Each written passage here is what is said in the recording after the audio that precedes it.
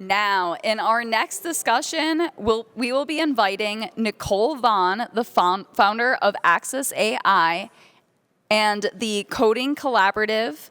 And then we will also be having Rob Stewart up to the stage. Let's give them a warm round of applause and welcome them both up to the stage here. How are you doing, Rob? I'm great, Nikole. Thanks for joining. We're doing this as a kind of on the fly here. So I guess we're going to be talking about challenges in owning tech companies, correct? Yes. So we're both have a lot of engagement and expertise in founding and running companies. And so we're just going to have a little fireside chat to talk about challenges that we've encountered and some things that we've overcome.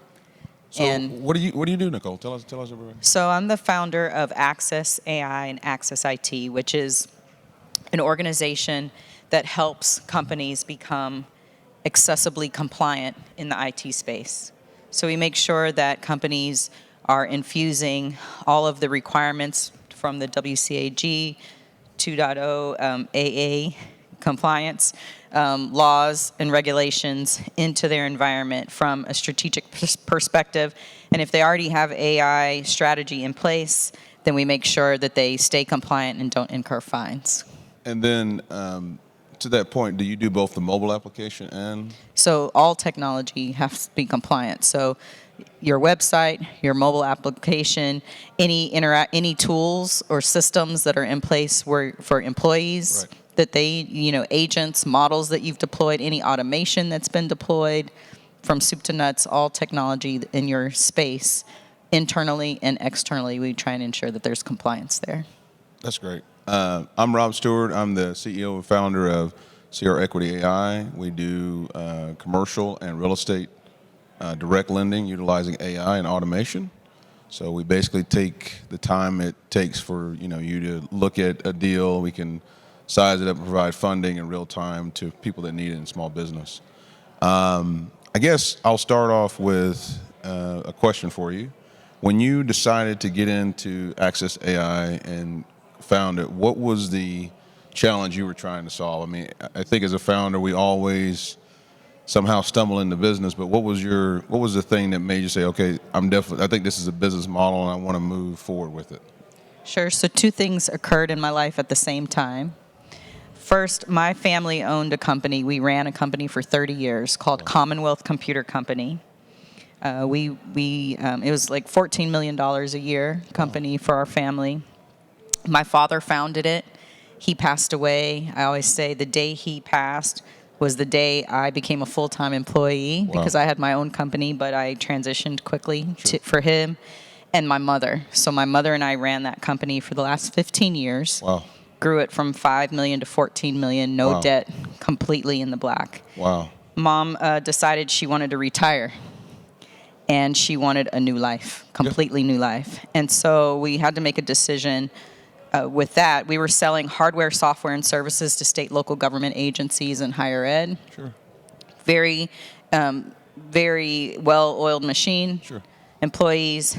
But I had to make a decision on whether I wanted to stay doing that or turn to something that would benefit the legacy of our family. Oh, wow. And so I have a special needs. I have two children, well, a 19-year-old and a 20-year-old. Mm-hmm. But my 19-year-old is challenged with hearing impairment, vision impairment, speech impairment, wow, but very full of life. Of course. And as I've, had the opportunity to trail alongside him in life, I realized that there are jobs available to people with challenges, but they tend to be segmented into food service or grocery. And people who are 19 and 20 now, challenged or not challenged, they were babies that have grown up with technology. Of course. You see them in the stores. They have devices at all times. And so I decided to start an organization where I could employ these adults in roles that were meaningful to them, right, but also helpful. I didn't want it to be a charity. I didn't want it to be a nonprofit. Right. I wanted it to be a viable organization that was filling a gap in our world, right, which is ensuring that people have this WCAG 2.0 AA compliance in their organizations. And if they're not compliant, they will have fines that are way beyond what they would have paid us to actually do the testing or help them with their strategy. That's great. That's our why. Yeah, I think as a founder, and that story, and it's very heart, warming. Two things. Number one, you bore out of having to make a decision to wind up a successful company, which is phenomenal. Doing that type of revenue, and then starting a new company, which is just another set of pain, right? To really provide a solution not only for people who are similarly situated to your children, but as parents, we want to always look out for our kids, but creating pathways for other people's children is that's just wow. That it warms the heart for sure. I think for me, and just answering the question. Yeah. The challenge that I was trying to face is that, and I don't want to make this a racial or sexist thing or anything like that, but I had this idea about starting a business, and I saw this challenge that I knew I could solve.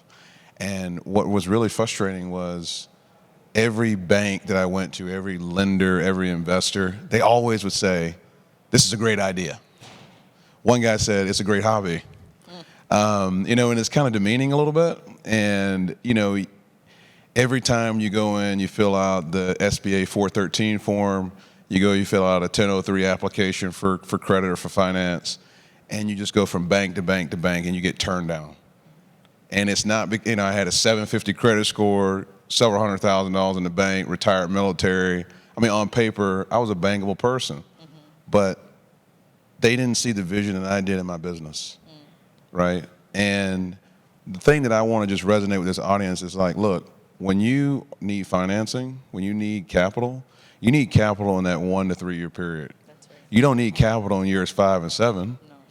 I've already ate ramen noodles and Hungry Man meals for 3 years to get to years 5 and 7. So I don't need you after I file a tax return. I'm actually paying Uncle Sam, right? I need you.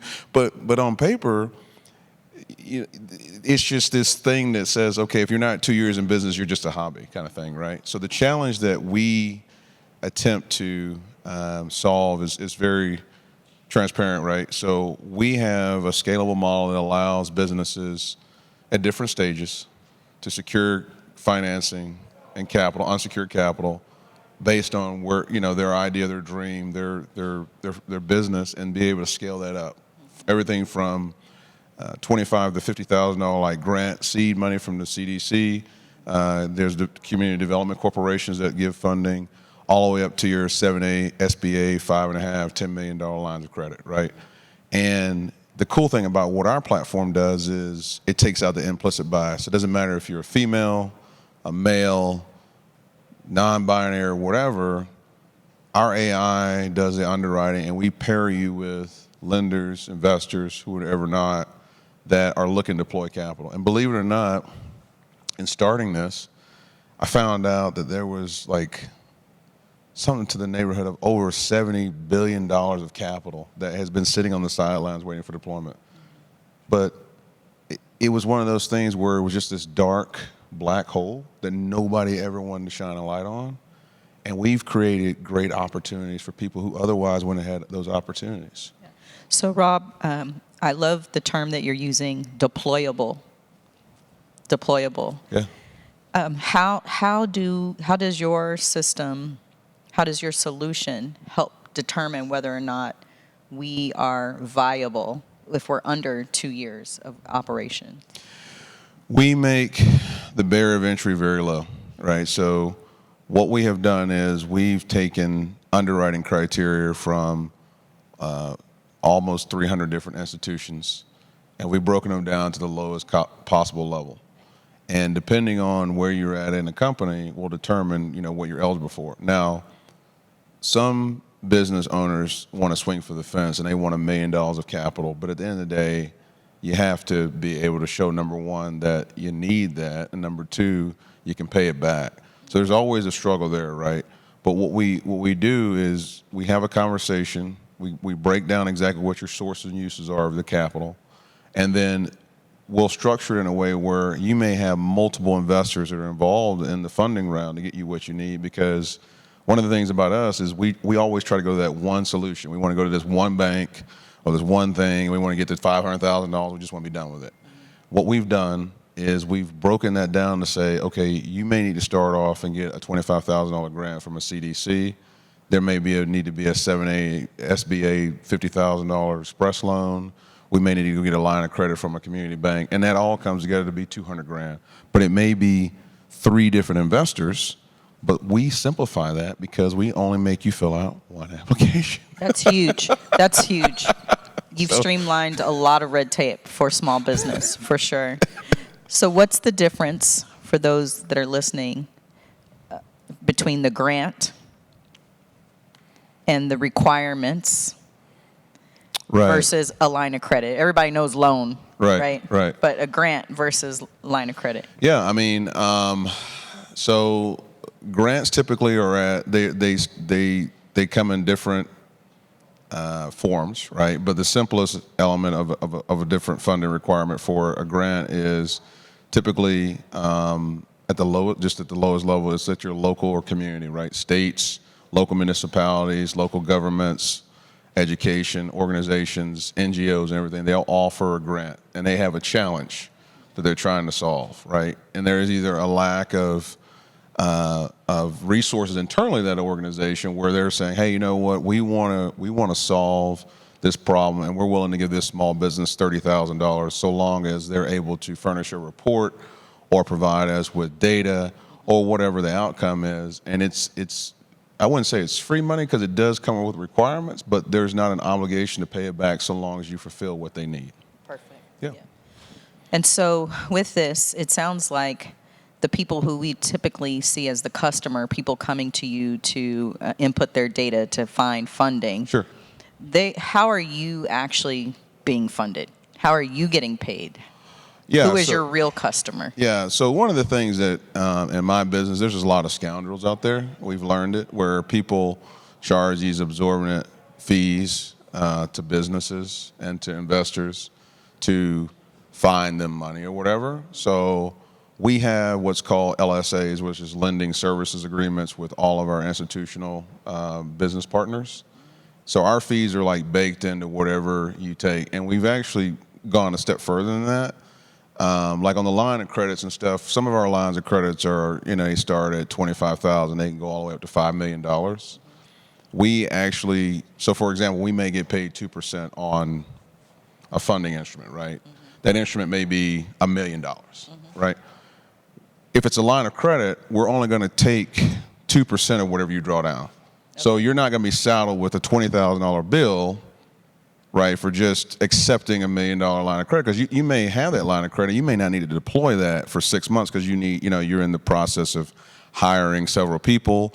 The project hasn't started, whatever, you haven't gotten that equipment. So you only pay it as you use it. And what we've found is that people are very happy to pay on performance. Yes. Right? People are very happy to pay generous commissions and whatever not once you provide them with value, right? And the cool thing about us, Nikole, is that we're just not like a one-stop shop, one-trick pony. We love the maturation of, hey, we have this business that has kind of a concept. They've only been in business a year and a day, and now they got this huge order and they need this $150,000, and then they come back 6 months later and now they need a equipment line of credit or whatever else, or need a fleet vehicle purchase line or whatever it is. We're able to provide that and tier that financing, what we call structured finance, based on where they are in their business. That's really interesting. I'm particularly interested in hearing you talk about the line of credit, because I've had experience where we've had to put forth our own capital. Sure. To be able to apply and then receive lines of credit. Yep. And it sounds like you remove some of that barrier through this process. Yeah, it really, so it depends on your relationship. I'll give you a couple of prudent examples. So you have secured and you have unsecured debt. Mm-hmm. Secured is there's some collateral that says in the event that you don't do what you're supposed to do, you forget to pay us, whatever, we're going to come and we're going to take something in order to offset losses, right? Unsecured is basically based on track record, financials, and your signature. Mm-hmm. the terms of unsecured versus secured, generally is a higher inherent risk. So the interest rates is steeper than that of secured, but it also allows a lot of flexibility too, right? Which what I mean is that like some of our unsecured capital, we can fund $250,000, $500,000 in 4 to 5 hours. The cost of capital is pretty expensive depending on who you are, where your risk is, and everything else. But if you have to pay payroll or lose 70 of your top AI engineers or whatever, and it's Thursday night and that order didn't come through and you're waiting for it, and you got to make payroll on Friday, which we get this a lot, Nikole. We get this situation all the time. I had a barbershop, believe it or not, it was a barbershop, really nice gentleman. He had to pay his folks. It was Thursday night. The thing that he was waiting on to get paid didn't come through. He needed $10,000. We were able to fast track his application. He applied 8:30 in the morning, and by 2:30, 3 o'clock that afternoon, we were able to send him 12 grand. And it allowed him to keep people employed in a shop until he got paid the next week or whatever. So we pivot and provide solutions based on what the client needs, right? And we've walked away with transactions and say, you know what, Nikole, I would love to be able to do this deal for you, but it's going to be very expensive. However, here is a community banker that I've worked with in the past. It's going to take them a little bit longer. We don't have a relationship to do your deal with us, but they will take care of you. So we also do things like that as well. That's good. We are out of time. Just a quick wrap up. To find me, I'm Nikole Vaughn at AccessAI, so it's really easy, www.accessai.ai. How do we find you, Rob? CREquity.ai, so Charlie Romeo Equity.ai. Perfect. Thank you for your time. Thanks, guys.